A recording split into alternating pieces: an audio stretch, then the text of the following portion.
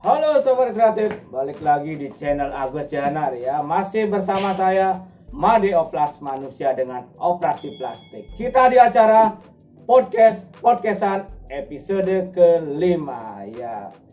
Hari ini kita kehadiran seorang calon dokter.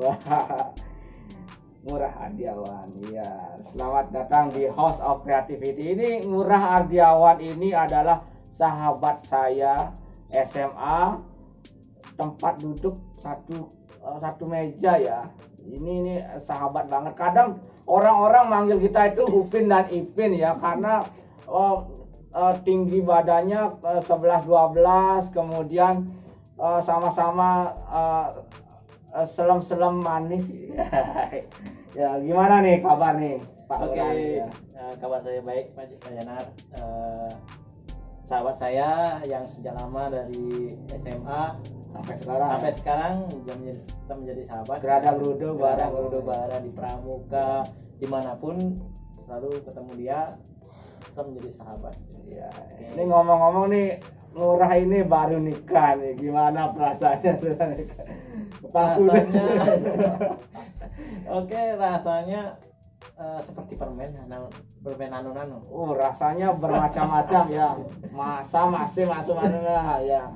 Jadi kenapa saya bilang permen nano? Rasanya ada asam, asin dan sebagainya. Ya. Jadi setelah nikah baru bisa yang namanya tahu yang namanya pahit manisnya, masamnya. Betul sekali ya. Jadi buat kalian yang belum nikah, memang manis-manis aja sekarang, ntar kelar hidup lo kalau udah nikah ya, karena tanunya Made Oplas saja sekarang udah mikirin anak belum, ini belum, tapi kita harus tanggung jawab. Betul ya. Jadi hari ini kita akan ngobrol tentang pendidikan sebagai wahana untuk membuka mata dunia ya. Karena Ngurah Ardiawan ini, saya heran sama ini Ngurah ya. Dari dulu sampai sekarang terus saja masuk atau sekolah ya. Sekarang S3-nya gimana? Oke, S3 saya Astungkare masih tetap jalan. Mudah-mudahan cepat bisa selesai ya, disertasi. Walaupun disertasi kalau dibilang seperti bumerang buat saya, menghantui terusnya ya. Ya, tapi Astungkare semua pasti ada jalan. Emang ini Ngurah memang suka sekolah apa gimana nih? Karena kan tamat SMA kita sama-sama kuliah S1, kemudian S2 juga, karena Made Oplas juga disuruh sekolah S2, jadinya sekolah. Dia juga sekolah dan sekarang dia S3 nih. Ini hobi belajar apa gimana nih? Baik, kalau saya ya secara pribadi bukan karena ingin belajar, bukan karena ingin pintar atau lain sebagainya, tetapi karena kesempatan ada. Kesempatan ada, peluang ada, dan niat juga ada.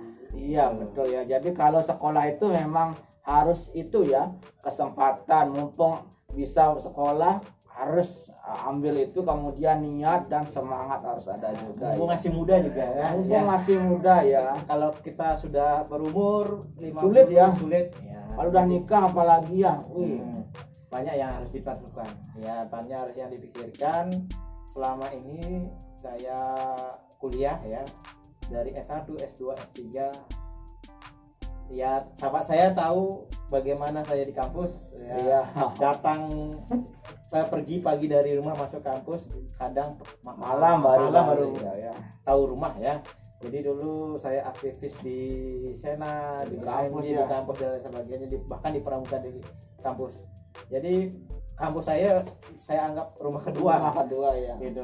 Ngomong-ngomong nih, selain ilmu yang Ngurah dapat di kampus, di sekolah, emang di sekolah atau ikut dunia pendidikan itu apa lagi dapat dari sana?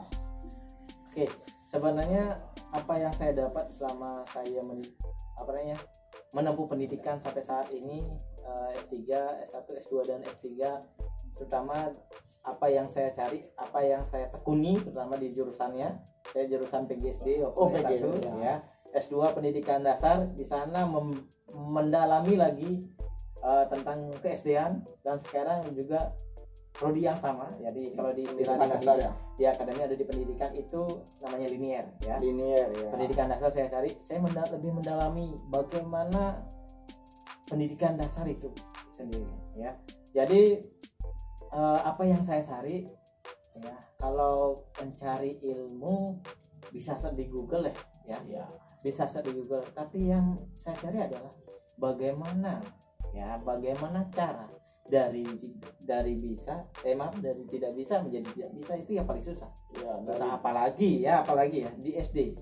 Ingat, sebelum masuk ke SMA harus SD ya, atau sebelum ke SMP harus tamat SD dulu. Berarti itu alasannya kenapa Ngurah ini dulu nyari pendidikan dasar ya. Kalau nggak ada guru SD nggak bisa akan SMP. Tamat nggak bisa, siapa yang ngajar guru SD kalau SD kalau nggak ada guru SD. Dulu ini sebelum sekarang dosen ini Ngurah ini dosen di salah satu perguruan tinggi negeri di Singaraja. Emang dulu pernah ngajar SD nggak? Karena kan jurusannya PGSD, pernah nggak? Oke, kalau saya bilang pengalaman saya selama ini, saya tamat S1 sudah langsung ditarik sama salah satu kepala sekolah ya, bahkan pengawas. Terutama saya pernah mengabdi dulu pertama ya, dengan gaji ya kalau dibilang tidak seberapa tidak seberapa, makan pun dan belum lagi transport, belum lagi hal yang lain bisa minus dari penghasilan yang betul ya. Jadi selama ini saya pernah di SD 5 Kampung Baru mengabdi di sana ya, banyak hal yang saya terapkan di sana. Salah satunya karena hobi saya adalah di pramuka, saya juga di sana memberikan pendidikan karakter atau pendidikan kepramukaan yang notabene di sana mendidik karakter anak itu sendiri. Setelah itu saya sambil lanjut S2 pada saat itu ya, kuliah sambil kerja. Ya, sambil kerja. Kuliah kerja pagi, kuliahnya sore ya, itu pun dana sendiri ya, dana pribadi ya. Usaha sendiri. Astung Kadri tidak membebani orang tua untuk biaya kuliah saya. Dan kemarin setelah itu saya pernah jadi jadi guru juga di sekolah swasta di Denpasar. Kebetulan entah ada angin apa ya, pada saat saya di Denpasar pernah menjadi wakil kepala sekolah karena ini swasta ya. Pernah jadi ketua tim implementasi dana pos. Pernah langsung jadi juga Herpal NUPTK, dan semua saya ambil kerjaan itu. Entah apa, ada angin apa, saya dipercaya seperti itu ya, saya syukuri. Oke. Dua sekolah itu pernah saya menjadi guru SD, dan dari sana saya jarang yang namanya membawa buku ya. Yang saya bawa adalah laptop. Apalagi zaman sekarang digital learning, era digital ya. Di era digital, anak itu lebih senang melihat hal-hal yang nyata berbasis audio maupun visual. Iya. Oke, jadi Ngurah ini kadang saya heran ya, apa nggak capek-capek dia ya? Karena banyak pekerjaan yang dia ambil, selain itu juga berwirausaha ya, punya toko juga ya. Jadi apa nggak capek lah? Oke, sebenarnya kalau dibilang capek tidak, karena itu sebuah hobi saya. Jadi membuka usaha yang berdasarkan dari hobi itu heavy fun ya. Fun ya bagi saya. Jadi kalau membuka usaha tanpa hobinya bukan karena hobinya, kesukaannya di bidang itu, tidak akan berkembang ataukah tidak happy buat kita, fun buat kita sendiri. Oke, jadi ngomong-ngomong masalah SD ya, jadi Made Oplas pernah ngajar SD ya, bener-bener ngedegin atau jengkelin itu ngurus anak-anak SD. Itu gimana sih perasaannya atau tantangannya ngajar anak SD? Kok betah apa gimana nih? Sebenarnya mengajar di SD itu bukan menjadikan beban ya, tidak beban buat kita. Yang menjadi beban itu adalah ngajar di SD, SMP, SMA, karena tingkat ya inteligensi, tingkat perkembangan sosial dan sebagainya bagi anak SMP SMA itu malah itu yang lebih luas lebih susah ya. Tapi kalau di SD yang notabene adalah identik dengan lebih ke perkembangan anaknya, masa bermain, masa rasa ingin tahunya besar dan sebagainya. Maka dari itu sepintar-pintar apapun ya kita punya ilmu, tetapi kalau kita tidak bisa mengajarkan anak SD ya sebelum ngajar SMP SMA anak SD, kalian akan tidak bisa ngajar. Betul sekali ya. Jadi SD itu ya penanaman kita rasa ingin tahunya.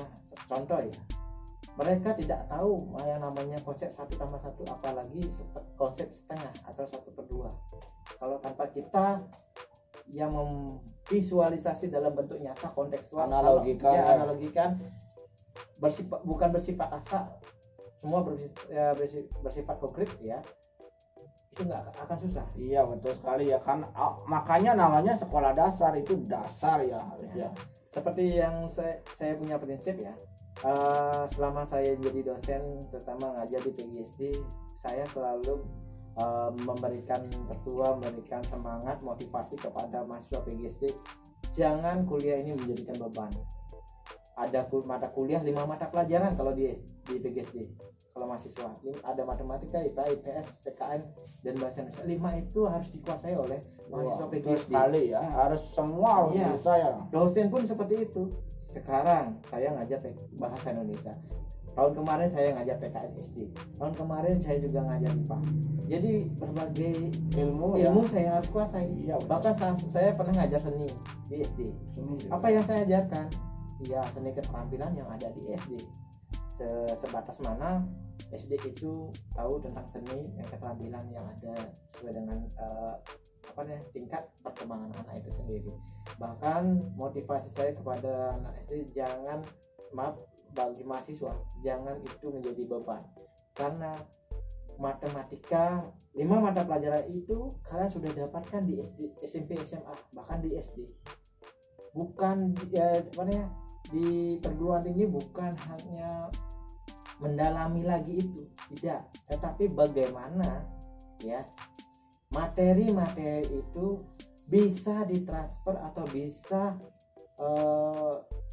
diajarkan kepada anak SD. Ya. Kalau ada ngajar ke anak SMA 1+1 2, jawabannya gampang. Tapi kalau di SD ya 1+1 belum tentu. Dari mana dapat 1? Betul, harus ya di analogikan, bukan dianalogikan tapi dikontekstualkan semuanya. Jadi siswa SD itu lebih identik ke pembelajaran yang kontekstual, nyata. Kalau misalkan kita ngajar alat transportasi darat misalkan, kan ada bus, ada truk, ada sepeda motor dan sebagainya. Kalau kita berbicara mengajarkan di depan kelas misalnya kepada anak SD, anak-anak, jika bus itu ukurannya besar. Nah, contoh ya, kalau bersifat abstrak, guru yang tidak tahu bagaimana perkembangan anak, bagaimana karakteristik SD, kalau mengajarkan alat transportasi darat tanpa membuat media apapun, anak-anak ini ngajar bus itu ukurannya besar, punya roda 4 dan lain sebagainya. Itu hanya bersifat abstrak. Tetapi jika anak bawa ke rumah, pulang ke rumah, dia nongkrong di depan rumah, melihat sebuah truk misalkan, pasti dia menganggap truk itu bus. Ya, karena siswa itu tidak tahu bagaimana bentuk bus, dia hanya tahu bersifat abstrak, Berarti harus bisa dalam bentuk visualisasi. Ada medianya ya. Bisa dibuatkan media. Emang di SD itu harus ada alat peraga, media ya, karena dasar soalnya ya. Tapi kadang guru itu wawasannya agak sempit. Karena kenapa? Padahal apa yang ada di sekitar guru itu sendiri atau siswa itu sendiri atau di kelas itu bisa menjadi media. Semua bisa menjadi media pembelajaran bagi guru. Bahkan itu yang bisa diajak ya, langsung mengunjungi apa gitu ya biar ya. Ngomongin masalah pendidik atau guru nih ya. Menurut Ngurah ini seperti apa guru yang baik untuk anak atau siswa?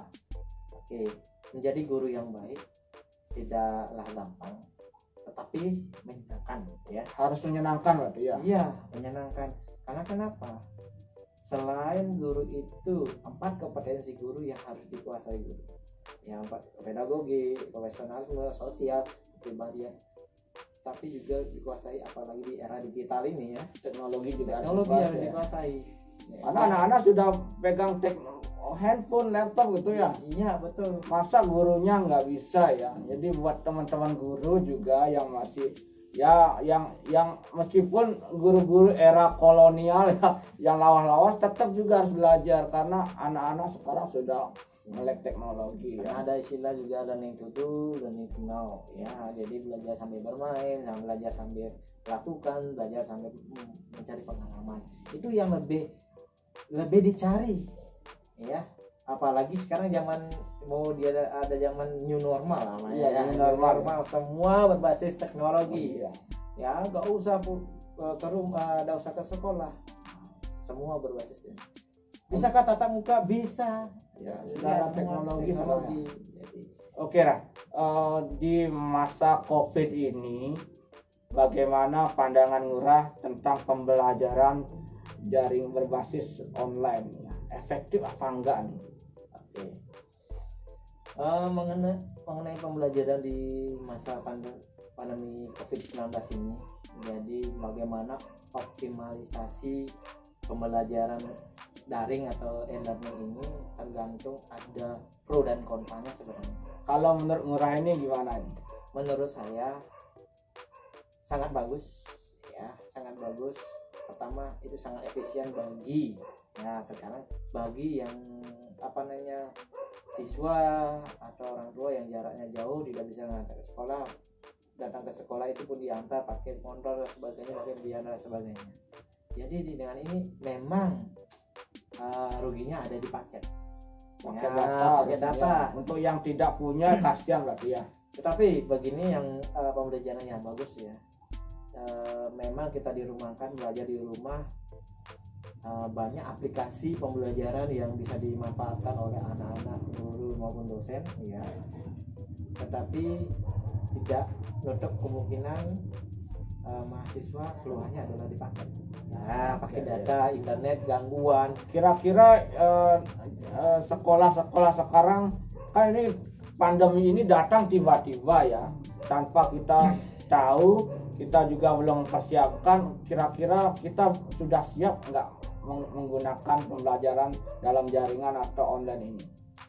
Sebenarnya kita sudah mengikuti zaman teknologi, pemerintah juga dan sebagainya. Namun yang tidak siap adalah kita sendiri ya, orang yang melakukan menjadi objek untuk melakukan perubahan dari konvensional menjadi online ya.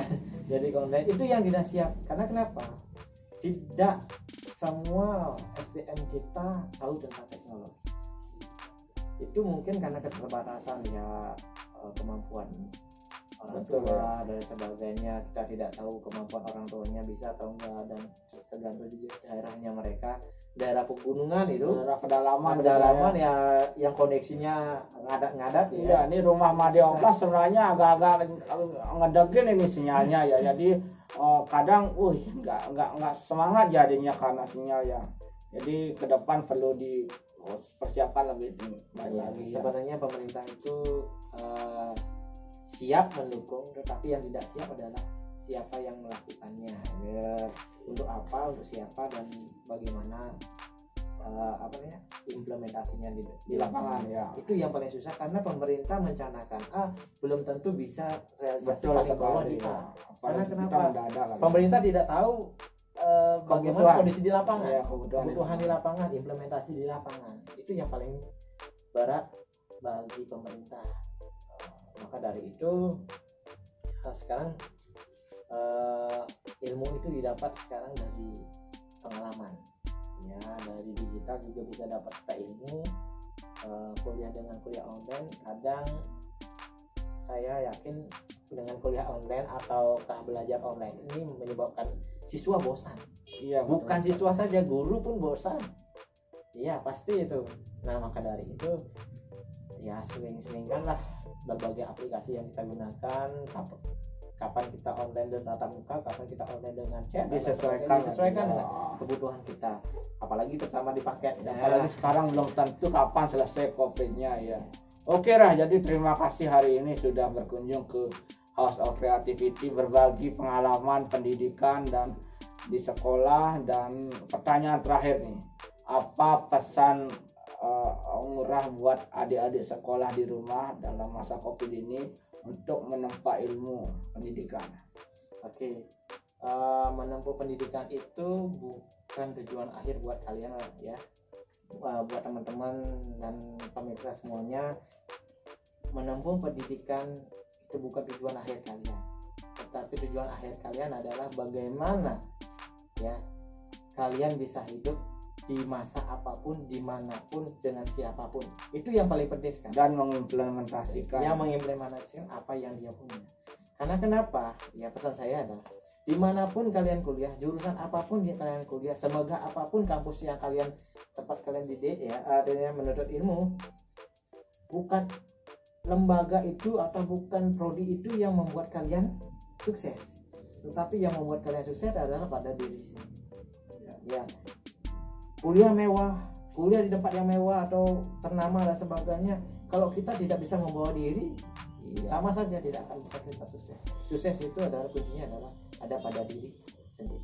Iya, jadi luar biasa kali ya. Jadi pesannya, seberapa bermanfaat kalian untuk orang-orang di sekitar ya. Madi Oplas menempa ilmu tinggi-tinggi, tapi kalau nggak berkontribusi kepada masyarakat sama dengan omong kosong ya. Jadi kuliah ya cuma mencari ilmu pengalaman untuk diimplementasikan. Buat kalian jangan deh sok-sok kuliah jauh-jauh S1, S2, S3 di Jawa, di luar negeri, tapi kalau nggak berguna untuk masyarakat, wah ya, nol besar ya.